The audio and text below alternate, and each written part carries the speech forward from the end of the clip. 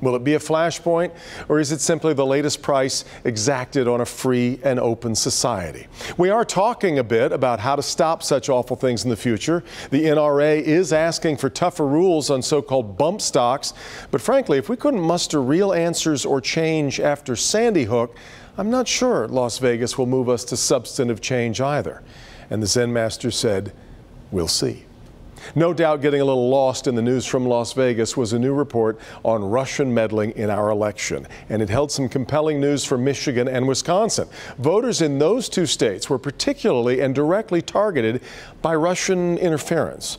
I'm tempted to call these interferers hackers, but since they were just paying for ad space through Facebook, well, maybe hacking doesn't require computer coding know-how. Maybe it just requires a credit card.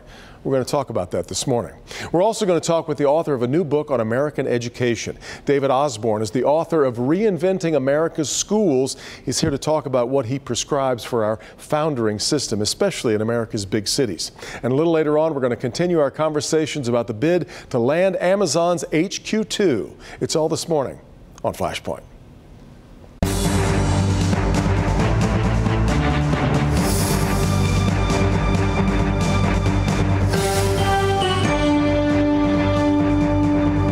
Evidence just keeps pouring in to show us that Russian computer pros were hard at work to influence last year's election. And last week's report showed us that Michigan was of particular significance to their efforts to flood us with what looked to many to be like news coverage, but on closer inspection was full-scale propaganda.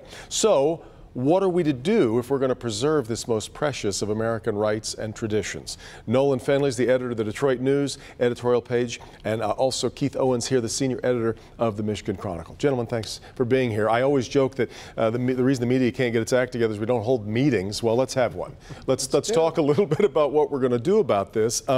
Nolan, I want to say at the outset, though, a lot of people seem to roll their eyes at this conversation. A lot of Trump supporters seem to think that if we focus so much on what Russia was doing in our election, that it's really only an effort to delegitimize the election. And I'm not sure that's helpful for us going forward. We got to figure out who was influencing our thoughts and minds and why. And that's where we need to keep the conversation focused. I don't believe the outcome was changed by the Russian Facebook ad. Somebody else may think they will. It's here nor there. We've got to, I mean, it's something we'll never know. Yeah. But I think we do need to figure out how deeply the Russians were involved. But not only that, I think we need to step back and examine all the ways this new technology and this new media, social media, is able to influence our election, because it's far more sophisticated in its ability to manipulate opinion than the mainstream media, than newspapers and television stations, radio stations.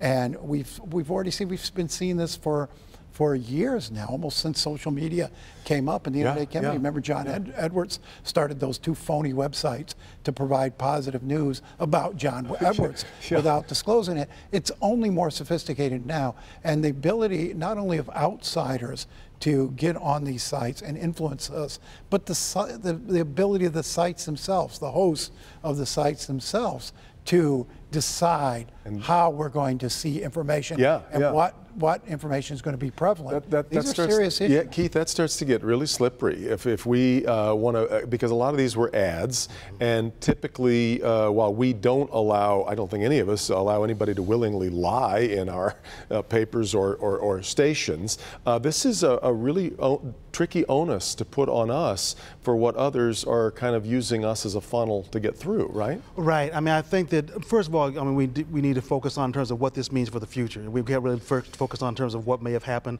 in the 2016 election, because we just don't know. But I think what this really does focus on is he who controls information controls the narrative. I mean, and that's what this is really all about. I mean, I think that this is the fact that Russia has now gotten involved has really put this on the front line, on the front pages, which is understandable. It's a frightening thing if they're trying to control elections, manipulate what people think, how they vote. But the effort to control the information, to control the narrative, that's nothing new. No. I mean, that's really what that goes back to. I mean, advertising is in a way that's all about. However, if it's deceptive advertising, we obviously have an issue. Right. But you know, I have people asking me, well, how do I discern what this is that I'm seeing? And I'm at a loss sometimes to tell people. what to do or how to approach this. Right, that's the thing. I mean, the natural inclination, particularly in the media, is we want to be able to tell you, is this how you do it? This is how you do it. This is fake news, this is not. I don't do fake news, they do. But when I'm in the same as you in terms of how it's so sophisticated, it moves so fast, we're not really ahead of it. We're more behind it because every time we think, okay, we've got this figured, then there's a new wrinkle that comes in. And I think that's the biggest threat, really, is in terms of you want people to know what the truth is, but we don't always necessarily know who's, except for to say we may know certain sites or et cetera, but if they can hack that, you just don't know. In fact, that's, Nolan, a lot of us who are sort of, I guess you'd say, old guard in the journalism world, we do have these sort of respected brands that we tend to go to time and time again. Yeah. This democratization of information is supposed to be what's so great about this digital world in front of us. The phrase I've used many times is the hierarchy of credibility, and the people who use these sites have no feeling for who is credible and who isn't, who's being bought and paid for and who isn't. But I'm always looking for slippery slopes and wary of slippery slopes. And I was a little distressed to see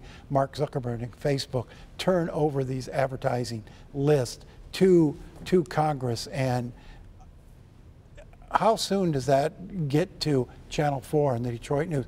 Turn over your list of anybody who spent more than X amount of money on political advertising. There's a real First Amendment issue there that I don't think we've explored enough, and I'm worried about, because you don't know then how that information, because it won't be confined just to the Russians, and how soon that information is abused to go after political enemies or to silence people who have a right to speak. Keith, another point that I wanted to bring up. Yes, it's easy for us to paint the Russians as we're very practiced at painting the Russians as an enemy here, but they've actually created a guidebook for anybody who might want to create mayhem.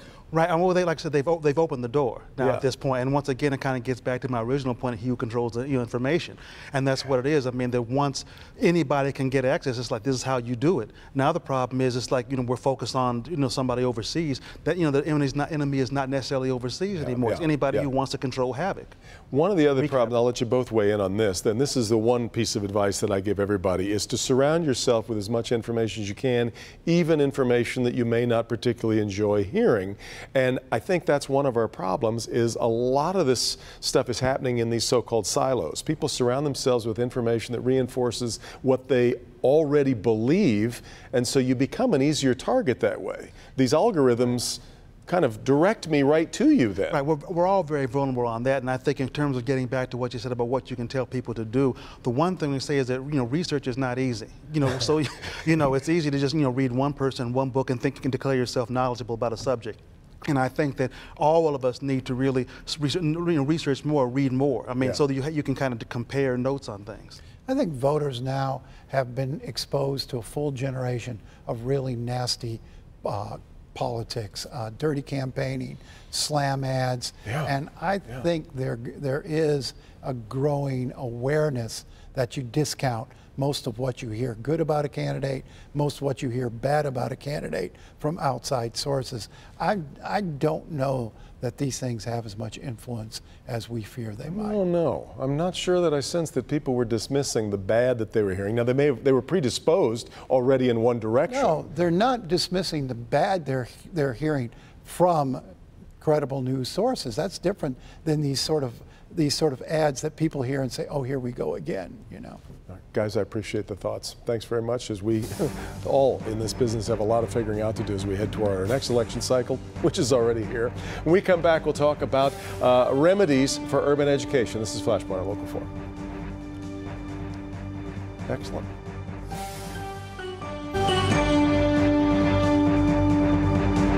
Well, I have lost count over how many times I've hosted conversations at this table that ended with the sober observation that Detroit will only go so far as its Detroit schools allow. Well, how do we improve that? David Osborne is the author of the New York Times bestseller, Reinventing Government, but his new book is Reinventing America's Schools, and I'm delighted to have David with me this morning. Thank you very much for coming, David. Oh, it's my pleasure. Well, let's start at the outset by saying, because I don't want anybody feeling like you were laying in the weeds with this, with the idea that this is really about charter schools.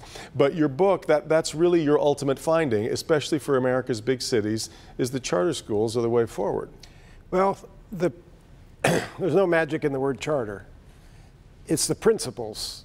It's the organizational principles. So give the principles, P-L-E-S, not A-L-S. Right. Give the school leaders autonomy. Let them really run the school. Hold them accountable. If the kids aren't learning, replace them. Replace the whole school with a better school. Give the parents choice of different kinds of schools, and use, rather than having an army of thousands of employees to which you become, as a school board, politically captive, use nonprofits to run the schools so that you can close them if they're not successful. That's the formula that in places like New Orleans, D.C., Denver, Indianapolis has really led to tremendous improvement, even a doubling of school effectiveness over less than a decade. As you've already found, though, on your visit to Detroit, it's a different kind of a sell here. It is. We have an education secretary now, Betsy DeVos, who's devoted much of her life to pushing the idea of charter schools, and yet charter schools in Michigan have not particularly worked. So if that's our example so far that we've followed this, we have to compare it to, it's a tough place to make the sell, isn't it? It is. They have worked better than traditional public schools. Some would argue with very checkered results. Well, there have been some bad actors, for sure. Yeah. But if you look at the academic results, they've been better, but they haven't been good enough. And it's because Michigan's law has a big flaw in it. You have too many authorizers. So a charter school, for people who aren't familiar, is just a public school that's independent of the school district and doesn't have to follow all of the rules. Some of them, yes, but not all of them. It has a lot more autonomy. But in return for that, they're supposed to be accountable for performance. And if the kids are falling too far behind, they're supposed to be closed. Now, you have a bunch of authorizers of charter schools who aren't doing their job. Some are, but they're allowing, like in Detroit, a lot of fairly weak schools to go on year after year after year, which, you know, pulls the sector down. Yeah. So, in fact, in particular, you argue, I think, that for-profit charter schools in particular tend to not do very well. Yeah, they don't, on average, do as well as the nonprofits, and for obvious reasons. You know, in urban inner city education, there's no profit to be made.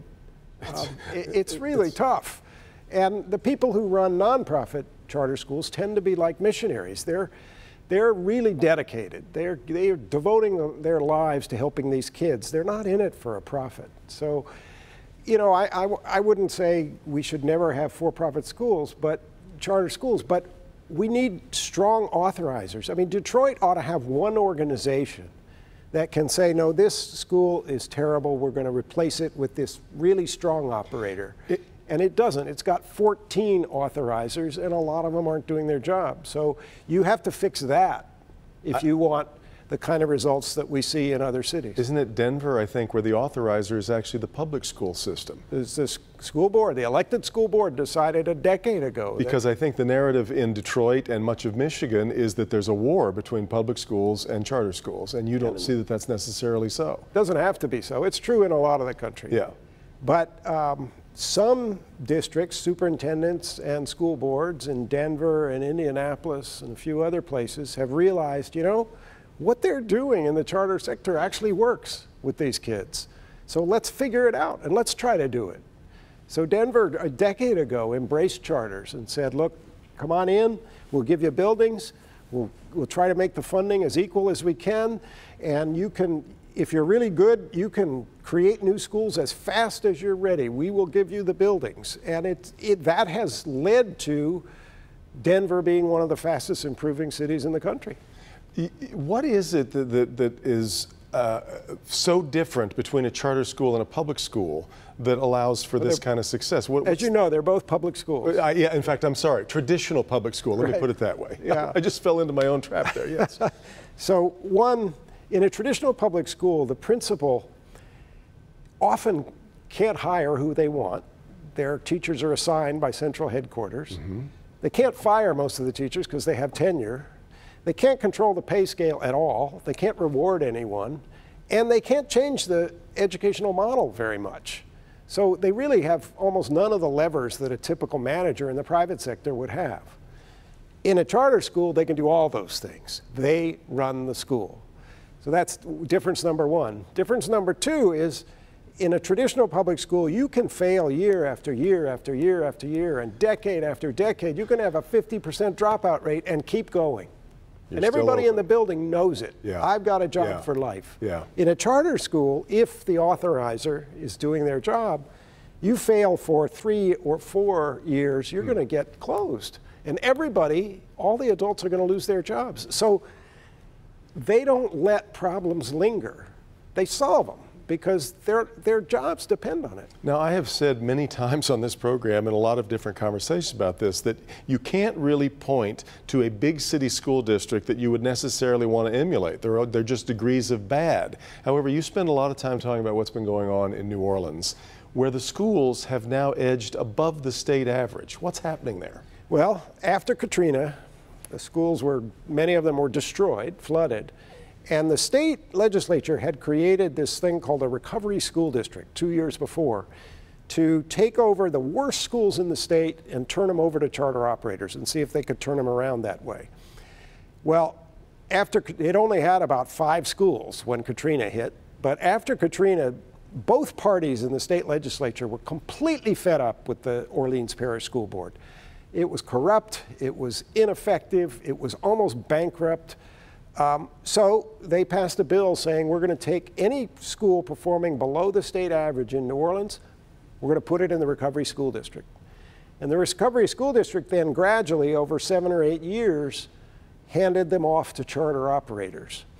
And when they didn't work, it closed them and it replaced them with stronger operators, so that every year the mix gets better. Well, they have gone from like the worst of the worst to now, as you said, high school graduation rate above the state average, percent of graduates go to college 6 points above the state average.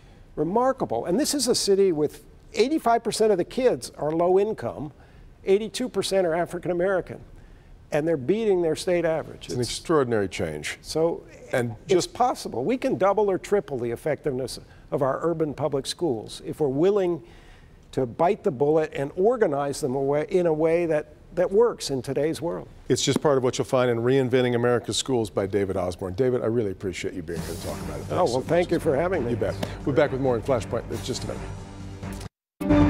And we're going to continue our series of conversations now on what it will take to land a very big fish. In fact, this is basically getting a whale in the boat, and that's the effort to attract Amazon and their new second world headquarters. John Gallagher, the terrific writer for the Detroit Free Press, with me now. And John, you wrote last week, actually now, about going on a trip to Denver, and you kind of did a compare and contrast. Before we get to that, though, I'm curious as to your thoughts about how real a player we can be. We're all sort of drunk on Detroit's comeback, but when you compare it to what's going on nationally and what Amazon may want, what do you think? What are you really thinking here? Well, I think we check a lot of the boxes that Amazon wants. Great international airport, great universities, U of M's computer science program, one of the best in the country, large population, a lot of land, secret weapon, Dan Gilbert and his war room putting together the proposal. So I think we check a lot of the boxes. I think we're not conventionally the kind of place that you would think Amazon would go to. They'd pick another Seattle, which could be Boston or Denver or maybe Chicago or Toronto. But as I think some have said, we're everybody's sleeper candidate. If Amazon really wants to help recreate an American city and find a place, the hungriest city in America that really wants this, then Detroit's in there. I guess we kind of make that part of our bid, that we are the unconventional choice. You celebrate that as you go forward. It is difficult to comprehend the whale that this is. 50,000 jobs, and that's only counting the jobs, not the families that it would be. The imprint of this is almost impossible to really fathom, I think. Right, I agree. I think this would change Detroit much as Henry Ford did 100 years ago with the auto industry. It's that significant, and it would bring all kinds of spin-off tech developments. It would really change our economy from an old-line industrial economy to a new 21st century technical economy. It was interesting that you were in Denver, because when the New York Times a couple of weeks ago did almost an NCAA tournament style bracket of dropping cities out, they ended up with Denver winning. What were your thoughts as you compared and contrasted Denver and Detroit? Well, Denver is a very fine city. It sure is. It's got great public transit, 9 transit lines, 53 stations, high-speed rail to the airport from downtown. So you can see why Denver would be up there in the mix. And I think, you know, sort of mano a mano, Denver probably is ahead of Detroit in the rankings. But Detroit, again, if you want this sort of sleeper candidate that's got a lot of good assets, that's got, you know, a city that's really willing to deal, that would be an unconventional choice for Amazon, but still has a lot of great assets to offer. I think Detroit is in the mix. I don't think, some have said that, you know, we drop out after the first pass, and I don't think that's true.